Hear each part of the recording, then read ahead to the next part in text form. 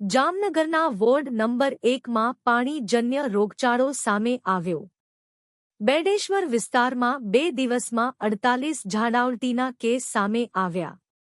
ઝાડા ઉલટીના કેસોની સાથે 3 કોલેરાગ્રસ્ત કેસ નોંધાયા।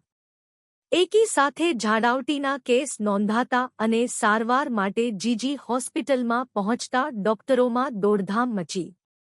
પાણીજન્ય રોગના કેસો સામે આવતા કોર્પોરેશનનું તંત્ર એલર્ટ થયું। પાણીજન્ય રોગચાળા સામે આવતા મ્યુનિસિપલ કોર્પોરેશનની 20 ટીમો હાલ ઘરે ઘરે પાણીના નમૂના લઈ સર્વેની કામગીરી શરૂ કરી। હાલ આ વિસ્તારમાં સોલિડ વેસ્ટ, ભૂગર્ભ ગટર શાખાએ સફાઈ કામ, વોટર વર્કસ શાખાએ પાઇપલાઇન ચેકિંગ શરૂ કર્યું। આરોગ્યની ટીમ દ્વારા 2700 ઘરોમાં ચેક કરી ક્લોરિનેશન ગોળીઓ વિતરણ કરવામાં આવી। પીવાના પાણીની પાઇપલાઇનો સાથે ગંદા પાણી ઘૂસી જવાની ફરિયાદ સ્થાનિકો વહીવટી તંત્રને કરી છે। Doctor Haresh Gori, in charge medical officer ફાઇલ જામનગર કોર્પોરેશન।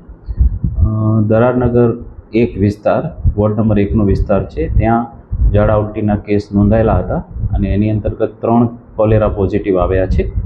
એ અંતર્ગત આરોગ્યની ટીમ, વોટરવર્ક્સ ટીમ, ભૂગર્ભ ગટરની ટીમ અને સોલિડ વેસ્ટની ટીમ દ્વારા ગઈકાલથી જ અમારી કામગીરી શરૂ કરી દેવામાં આવેલી છે।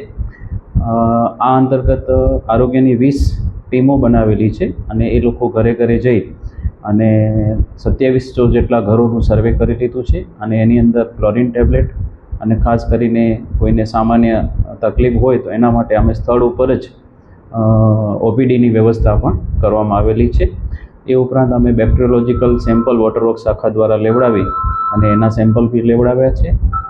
ખાસ કરીને અમારી સોલિડ વેસ્ટની ટીમ દ્વારા ખાસ કરીને એ વિસ્તારની સફાઈ ઉપર વધારે ફોકસ કરી અને સફાઈને સ્ટ્રેન્થન કરી છે અને આ રીતના ખાસ કરીને ESR ઉપરથી ક્લોરિનેટેડ વોટર સપ્લાય થાય અને લાઇન લીકેજીસને આઈડેન્ટિફાઈ કરી અને એ લાઇન લીકેજીસને રિપેર કરવામાં આવેલ છે।